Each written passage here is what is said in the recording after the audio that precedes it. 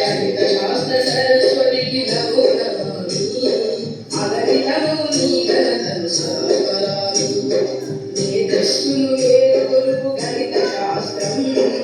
ఆలోచన కలిగించే ఆలయాస్త్రం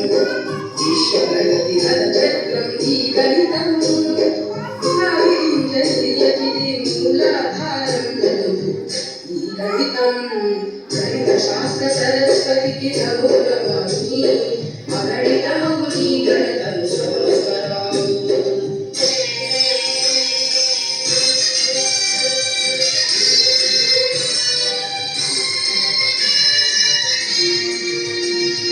అదిగో యుక్తియుడు రేఖలన్న మాంత్రికుడు మూడు రేఖలను కలిపి త్రిభుజాలను సృష్టించే ఆరు భుజాలున్నదాని దీర్ఘ చతురస్రమనే